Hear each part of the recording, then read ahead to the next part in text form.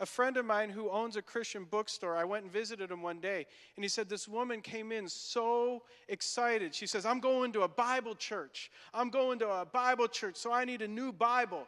And he says, okay, here are my Bibles. And she says, oh, no, I can't have any of those Bibles. Why? Because they have the Old Testament in it, and we only believe in the New Testament. And see, what the problem is that God didn't repeat everything in the New Testament because he assumed that you would consider his word to be his word and that you would let it have weight. Now, when I met the Lord, man, I fell in love with Jesus. I fell in love with his word, and it was like God leapt off those pages of Scripture and he became alive and real, and it's transformational. But even though I didn't theologically reject the Old Testament, in practice, all I did for the many years is study and read and preach out of the New Testament. But I had all these questions that I couldn't get answered. Even questions like, what is the church supposed to be doing? How is society supposed to be structured? I would look out at the problems that are facing the world, and in the New Testament alone, I couldn't get the answers or the solutions.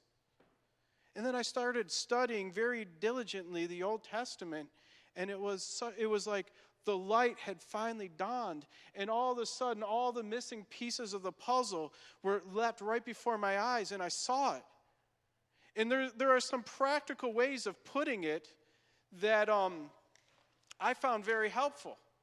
For example, one of the ways that God describes the statutes and decrees that he gives, just for time's sake, I'm going to skip a lot of passages that I had written out, and I'm just going to paraphrase, so you'll forgive me.